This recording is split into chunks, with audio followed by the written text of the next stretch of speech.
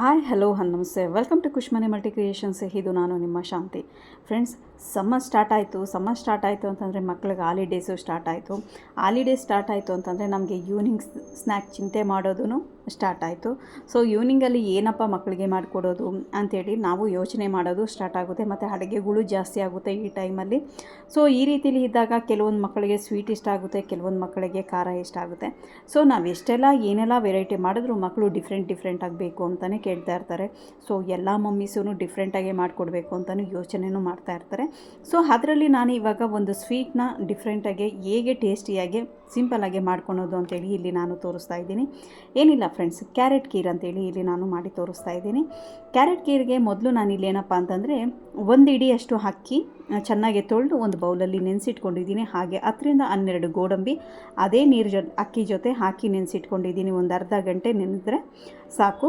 ಹಾಗೆಯೇ ಕ್ಯಾರೆಟ್ ಕೀರಿಗೋಸ್ಕರ ನಾನು ಇಲ್ಲಿ 2 ಕ್ಯಾರೆಟ್ನ ತೊಗೊಂಡು ಅದನ್ನು ಸಿಪ್ಪೆ ಎಲ್ಲ ತೆಗೆದು ಕ್ಲೀನಾಗಿ ರೆಡಿ ಮಾಡಿ ಇಟ್ಕೊತಾ ಇದ್ದೀನಿ.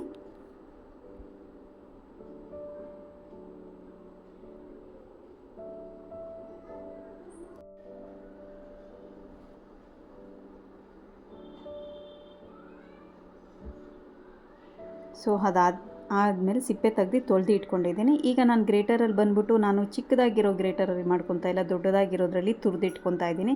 ಏಕೆಂದರೆ ಕ್ಯಾರೆಟ್ ಕೀರ್ ಮಾಡಬೇಕಾದ್ರೆ ನಮಗೆ ಅದು ಪಾಯಸ ಮಾಡಬೇಕಾದ್ರೆ ಅದು ನಮಗೆ ಬಾಯಿಗೆ ಸಿಗಬೇಕು. ಆದ್ದರಿಂದ ನಾನು ಸ್ವಲ್ಪ ದೊಡ್ಡದಾಗಿರೋ ಇದರಲ್ಲೇ ತುರಿದಿಟ್ಕೊತಾ ಇದ್ದೀನಿ. ನಿಮಗೇನಾದರೂ ಆ ರೀತಿ ಬೇಡ, ದಪ್ಪ ಬೇಡ, ಸಣ್ಣನೇ ಬೇಕು ಅನ್ನೋದಾದರೆ ನೀವು ಸಣ್ಣದ್ರಲ್ಲೂ ಸಹ ಗ್ರೇಟ್ ಮಾಡಿ ಇಟ್ಕೋಬೋದು. ನಾನಿಲ್ಲಿ ದಪ್ಪನೇ ಮಾಡ್ತಾಯಿದ್ದೀನಿ, ಸ್ವಲ್ಪ ಬಾಯಿಗೆ ಸಿಗೋ ಥರ ಇರಲಿ ಅಂಥೇಳಿ. ಸೊ ನೋಡಿದ್ರಲ್ಲ, ಈ ರೀತಿಲಿ ಈ ಸೈಜ್ಗೆ ನಾನು ಇದನ್ನು ತುರಿದಿಟ್ಕೊಂಡಿದ್ದೀನಿ. ಅದು ತುರಿದಿಟ್ಕೊಂಡು ರೆಡಿ ಆದಮೇಲೆ ಈಗ ಒಂದು ಪ್ಯಾನಲ್ಲಿ ನಾನು ತುಪ್ಪ ಹಾಕಿ ರೆಡಿ ಮಾಡಿ ಇಟ್ಕೊತಾ ಇದ್ದೀನಿ. ಲೈಕ್ ಎಂತಕ್ಕೆ ಅಂತಂದರೆ ಗೋಡಂಬಿ ದ್ರಾಕ್ಷಿನ ನಾನು ಹುರಿದಿಟ್ಕೊತಾ ಇದ್ದೀನಿ. ನಿಮಗೆ ಬೇಕಂತಂದರೆ ಬಾದಾಮಿ ಇವೆಲ್ಲನೂ ಪೌಡ್ರ್ ಮಾಡಿ, ಇಲ್ಲಾಂದರೆ ಚಿಕ್ಕದಾಗಿ ಕಟ್ ಮಾಡಿ ಸಹ ಹಾಕ್ಕೊಬೋದು. ಇದು ರೆಡಿ ಆಯಿತು. ಇದು ರೆಡಿ ಆದಮೇಲೆ ಒಂದು ಬೌಲಲ್ಲಿ ತೆಗೆದು ಇಟ್ಕೊಂಡಿದ್ದೀನಿ. ಅದೇ ಪ್ಯಾನಲ್ಲಿ ಅದೇ ತುಪ್ಪದ ಜೊತೆ ಏನು ಕ್ಯಾರೆಟ್ನ ತುರಿದಿಟ್ಕೊಂಡಿದ್ವೋ ಅದನ್ನು ತುಪ್ಪದಲ್ಲಿ ಫ್ರೈ ಮಾಡ್ತಾಯಿದ್ದೀನಿ. ಸೊ ನೀರಿನ ಅಂಶ ಎಲ್ಲ ಕಂಪ್ಲೀಟಾಗಿ ಅದು ಡ್ರೈ ಆಗುತ್ತೆ.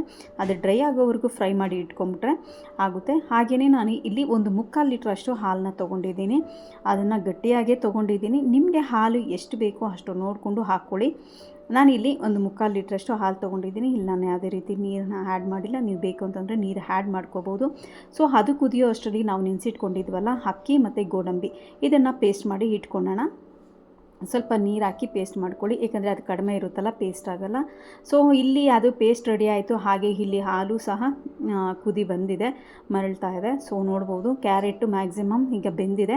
ಅದು ಬೆಂದಿದೆ ಅಂತ ಗೊತ್ತಾದ ಮೇಲೆ ನಾವೇನು ರುಬ್ಬಿಟ್ಕೊಂಡಿದ್ವೋ ಅಕ್ಕಿ ಮತ್ತು ಗೋಡಂಬಿನ ಈ ಹಾಲಲ್ಲಿ ಹಾಕಿಟ್ಕೊಳ್ಳೋಣ. ಅದನ್ನು ಹಾಕಿಟ್ಕೊಂಡು ಚೆನ್ನಾಗಿ ಮಿಕ್ಸ್ ಮಾಡ್ಕೊಳ್ಳೋಣ. ಏಕೆಂದರೆ ಅದು ಅಕ್ಕಿ ಪೇಸ್ಟ್ ಆಗಿರುತ್ತಲ್ಲ, ಸೊ ತಳ ಹಿಡಿಯುತ್ತೆ. ಆದ್ದರಿಂದ ಮಿಕ್ಸ್ ಮಾಡ್ಕೊತಾನೆ ಇರಬೇಕು. ಹಾಗೆಯೇ ಏಲಕ್ಕಿ ಸಹ ಪುಡಿ ಮಾಡಿ ಇಟ್ಕೊಂಡಿದ್ದೀನಿ. ಸಿಪ್ಪೆ ಸಮೇತ ಹಾಕ್ಕೊಳೋದಾದರೆ ಹಾಕ್ಕೋಬೋದು. ಮತ್ತು ಹಾಗೆ ಸಪ್ಪೆಕೋವನ್ನು ಸಹ ನಾನು ಒಂದು ಕಪ್ಪಷ್ಟು ತೊಗೊಂಡಿದ್ದೀನಿ. ಇದು ಕ್ಯಾರೆಟ್ಗೆ ಸ್ವೀಟ್, ಏನೇ ಸ್ವೀಟ್ ಮಾಡಿದಾಗ ನಾವು ಸಪ್ಪೆಕೋವ ಯೂಸ್ ಮಾಡಿದಾಗ ತುಂಬಾ ಟೇಸ್ಟ್ ಕೊಡುತ್ತೆ. ಸೊ ಅದನ್ನು ನಾನು ಇಲ್ಲಿ ಪಾಯಸಕ್ಕೆ ನಾನು ಆ್ಯಡ್ ಮಾಡ್ಕೊಂಡಿದ್ದೀನಿ. ನೀವು ಬೇಕು ಅಂತಂದ್ರೂ ಆ್ಯಡ್ ಮಾಡ್ಕೋಬೋದು, ತುಂಬಾ ಚೆನ್ನಾಗಿರುತ್ತೆ.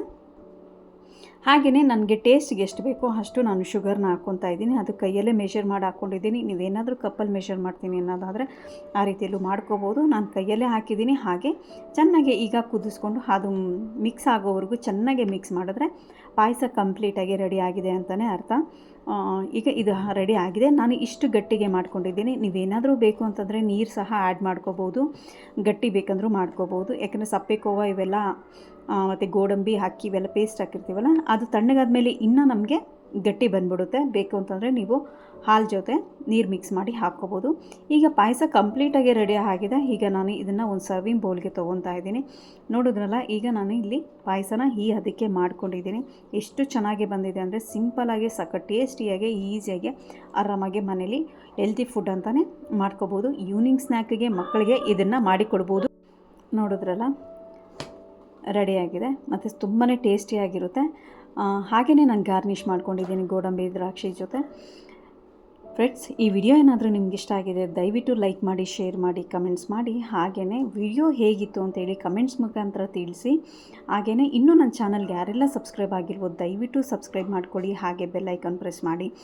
ಈಗ ಸಮರ್ ಆಗಿರೋದ್ರಿಂದ ಮಕ್ಕಳಿಗೆ ಡಿಫ್ರೆಂಟಾಗಿ ಮಾಡಿಕೊಡೋದ್ರಲ್ಲಿ ಇದು ಒಂದು ಕೆಲವೊಂದು ಮಕ್ಕಳಿಗೆ ಸ್ವೀಟ್ ಇಷ್ಟ ಆಗುತ್ತಲ್ಲ, ಸೊ ಆದ್ದರಿಂದ ನಾನು ಕ್ಯಾರೆಟ್ ಖೀರ್ ಅಂತೇಳಿ ಇದನ್ನು ಮಾಡಿ ತೋರಿಸಿದ್ದೀನಿ.